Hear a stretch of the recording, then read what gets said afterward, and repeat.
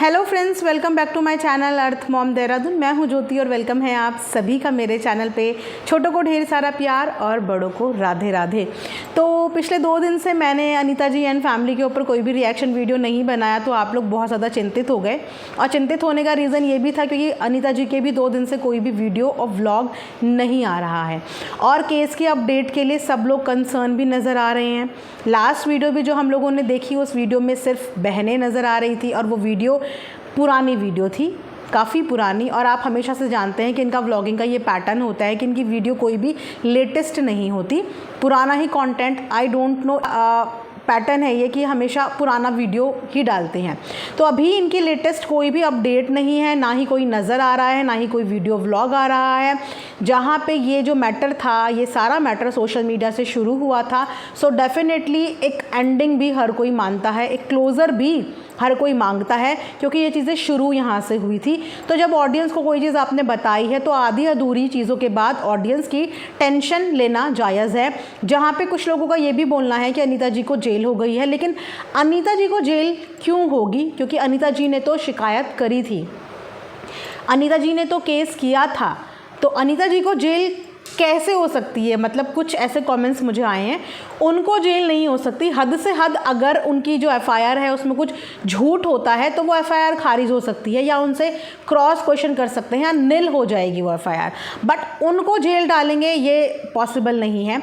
उसके अलावा कुछ लोग ये भी बोल रहे हैं कि क्या फिर लाला जी, ललित और लकी, उन लोगों को जेल हो गई है? तो इस चीज़ की भी अभी कोई भी बात सामने नहीं आई है। हालांकि हाँ, चिंता का विषय ज़रूर है क्योंकि वो लोग नज़र नहीं आ रहे हैं। और जैसे कि मैंने बताया था कि अनीता जी का जो एफआईआर था वो अपने आप को सेव करने के लिए एक एक्शन उन्होंने लिया, जो कि मैं ये नहीं बोलूँगी कि किसी को नहीं लेना चाहिए, बिल्कुल लेना चाहिए। अगर आपके ऊपर कोई हाथ उठा रहा है, वो XYZ कोई भी है, हाथ उठाने का विरोध तो आपको करना ही चाहिए। हाथ उठाने का जवाब कभी भी हाथ उठा के मत दो।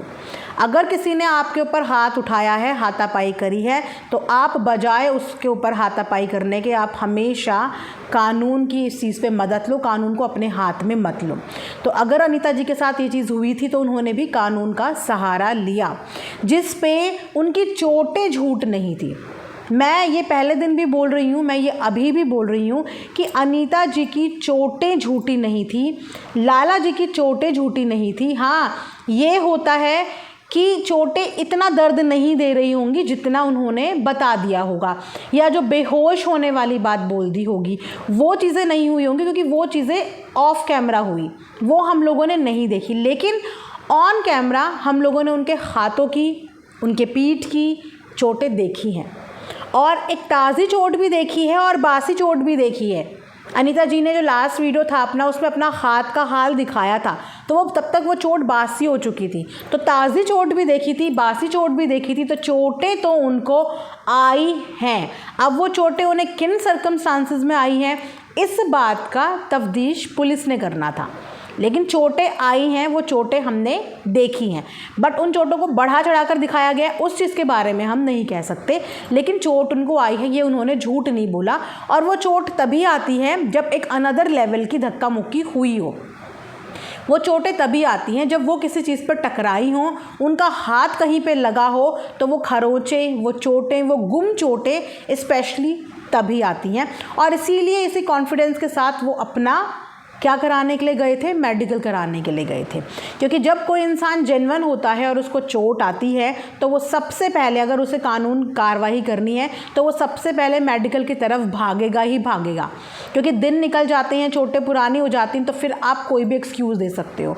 तो उन्होंने वही किया था कि वो मेडिकल कराने के लिए सबसे पहले भागी थी, क्योंकि उनके दिल में ये डर नहीं था कि मेरी ये चोटें नकली हैं। उनको ये पता था कि मेरे को चोटें आई हैं और मैं मेडिकल कराने जाऊँगी।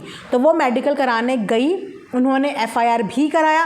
अब उस एफआईआर में कुछ स्टेटमेंट्स की हेर फेर हो गई, लिखने में हेर फेर हो गई, सुनने में हेर फेर हो गई, या बताने में हेर फेर हो गई। हाँ, कुछ स्टेटमेंट उसके अंदर फॉल्स और फेक लग रहे थे, according to the video falls और फेक लग रहे थे, जिस पे लोगों ने सवाल उठाए, क्योंकि इन लोगों ने अभी तक भी अपनी एफआईआर को पब्लिक नहीं किया। जहाँ पे इन्होंने बसंती की एफआईआर को धड़ेले से, जिस दिन इनके हाथ में आया उस दिन इन्होंने धड़ेले से पूरे सोशल मीडिया को उनकी एफआईआर दिखा दी, लेकिन आज की डेट तक भी अपनी एफआईआर इन्होंने ट्रांसपेरेंसी के साथ नहीं बताई, नहीं दिखाई। और ये ज़रूर बताया कि हमने ये नहीं बोला कि हमें किसी ने मारा है, हमने अपनी वीडियो में यही बोला है कि हमें चोट चीज़ों से टकरा कर लगी है। एग्जैक्टली इन्होंने अपनी वीडियो में यही बोला है, लेकिन इनकी एफआईआर में ये लाइन नहीं लिखी है। अब वो लिखने में हेरफेर हुई, समझने में हेरफेर हुई, बताने में हेरफेर हुई, या ये खुद भूल गए कि हुआ क्या था, वो एक अलग मैटर हो सकता है। लेकिन उसके बाद जो एलिगेशंस यहाँ पे बसंती ने लगा दिए वो सच हैं, वो झूठ है। उन एलिगेशंस का प्रूफ भी अपने आप, अगर ये केस कोर्ट तक जाता है, अगर ये एफआईआर तक ही सॉर्ट हो जाता है तो ठीक है, बट अगर ये कोर्ट तक जाता है मैटर, तो कोर्ट में आपको हर एक चीज़ प्रूव करनी पड़ती है, हर एक गवाही देनी पड़ती है कोर्ट के अंदर। जब तक मैटर पुलिस में है, थाने में है, तब तक ये मैटर ये चाहें तो विड्रॉल कर सकते हैं, लेकिन एक बार कोर्ट में मैटर चला गया तो वहाँ पे फिर दोनों को ही सबूत दिखाने पड़ेंगे, पेश करने पड़ेंगे, वकील रखने पड़ेंगे, सबूत दिखाने पड़ेंगे, पेश करने पड़ेंगे, कौन सच्चा कौन झूठा वो वहाँ पे प्रूव हो जाएगा। फ़िलहाल सिर्फ एफआईआर हुई है। एफआईआर का मतलब होता है जांच करना, जांच पड़ताल करना चीज़ों का। सबूत पेश कोर्ट में होते हैं जो वहाँ पे ये लोग पेश करेंगे। लेकिन जो एफआईआर बसंती ने इनके ऊपर लगाई है ना, मैंने पहले भी बताया था, वो बहुत बहुत बहुत मेजर एलिगेशंस हैं और उन एलिगेशंस पे धाराएं बहुत स्ट्रिक्ट हैं, बहुत स्ट्रिक्ट धाराएं हैं। इसीलिए कहीं ना कहीं अनीता जी की फैमिली थोड़ी सी प्रेशर में और पैनिक में आ गई है, क्योंकि उनका ये केस बहुत छोटा पड़ जाएगा बसंती के केस के आगे, क्योंकि बसंती ने घर के तीनों आदमियों के बारे में वो शिकायत दर्ज कराई है, तीनों आदमियों के बारे में कराई है शिकायत दर्ज। और अगर उसने भी शिकायत दर्ज कराई है तो वो भी हवा में नहीं गई होगी, हर चीज़ की तैयारी के साथ ही वो भी गई होगी, हर चीज़ की तैयारी के साथ। तभी कोई केस दर्ज होता है जब आप पुलिस को इस बात की संतुष्टि दे देते हो कि आपकी बोली हुई बात सच है, वरना हवा में एफआईआर भी नहीं लिखी जाती। बहुत मुश्किल हो जाता है एफआईआर लिखवाना। अगर बसंती की एफआईआर भी लॉन्च हुई है तो उसने भी कुछ ना कुछ वहाँ पे दिखाया होगा, कोई ना कोई प्रूफ्स, कोई ना कोई गवाह, कुछ ना कुछ चीज़ें वहाँ पे उसने दिखाई होगी कि उसकी एफआईआर वहाँ पे लॉन्च हो गई। और उसकी एफआईआर बहुत स्ट्रॉन्ग है, बहुत मेजर एलिगेशंस हैं, जिसकी वजह से अनीता जी की फैमिली के ऊपर प्रेशर डेफिनेटली आया है और कहीं ना कहीं उनका केस उस चक्कर में कमज़ोर पड़ गया है।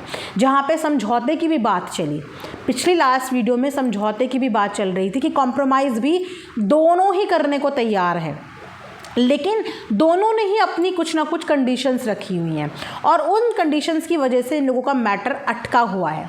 अब ये पता नहीं कि इन लोगों का कॉम्प्रोमाइज़ हो गया या फिर ये लोग कोर्ट में पहुंच गए हैं, आगे कुछ नहीं पता कि आगे इन लोगों का फर्दर प्लान क्या है। लेकिन डेफिनेटली इन लोगों को, ऑडियंस को तो ज़रूर बताना चाहिए था, क्योंकि इन लोगों ने खुद अपनी मर्ज़ी से ऑडियंस के सामने ये तमाशा शुरू किया था।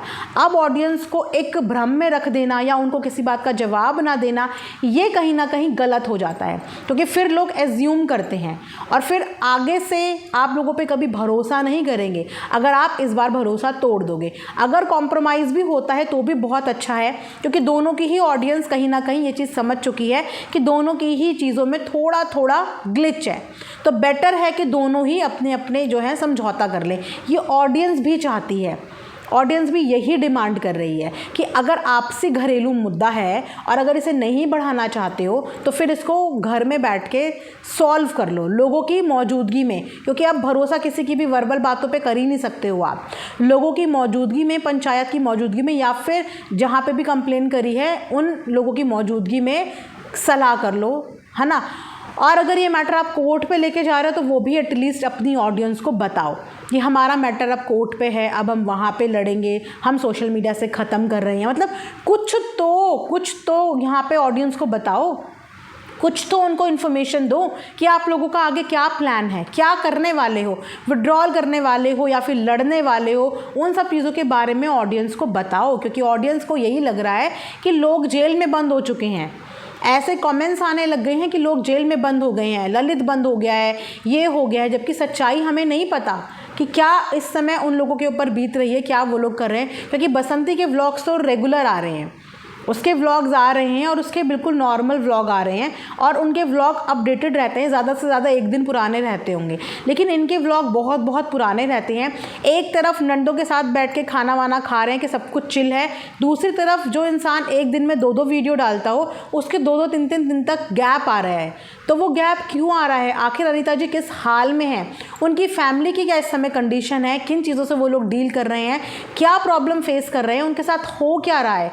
इस चीज़ के बारे में जानना चाहती है ऑडियंस, और हम भी यहाँ से टेंशन में हो रहे हैं कि आप एटलीस्ट अपनी कुछ अपडेट तो दो कि आप लोगों के साथ हो क्या रहा है, आप लोगों के फर्दर प्लान्स क्या हैं, चीज़ें चल क्या रही हैं, क्या वाकई में बसंती की करी हुई एफआईआर की वजह से आप लोगों को प्रॉब्लम हो रही है?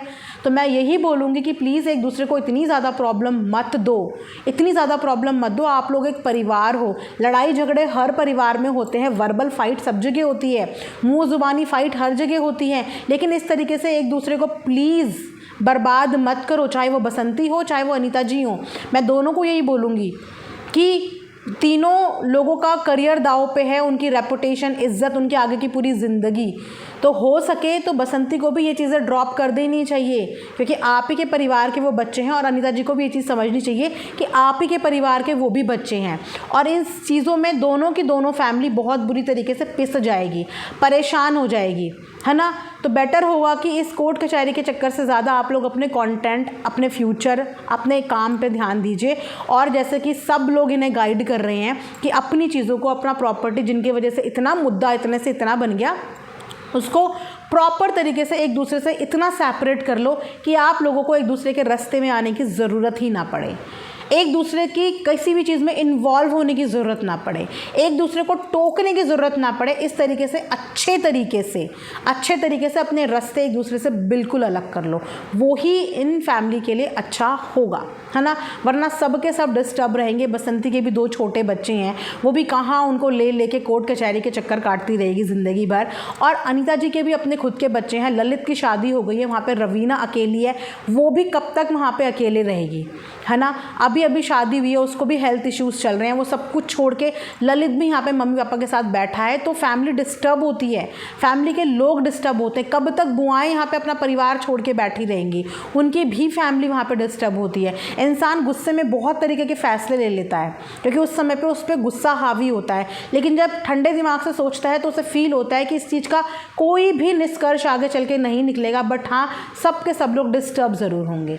तो थोड़ा सा उन चीज़ों पर ध्यान करते हुए ऑडियंस को प्लीज़ अपनी अपडेट दीजिए। आप लोगों ने आगे क्या फ़ैसला लिया है, क्या आगे आप लोगों की लाइफ में चल रहा है, उस चीज़ का प्रॉपर अपडेट दीजिए। किसी भी चीज़ को बीच में बिना क्लोजर दिए हुए मत छोड़िए, क्योंकि फिर सब लोग परेशान होते हैं।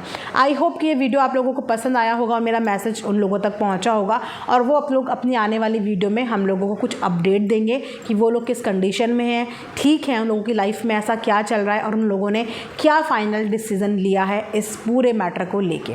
तो ये वीडियो यहीं पर एंड करती हूँ। Thanks for watching earth mom Dehradun.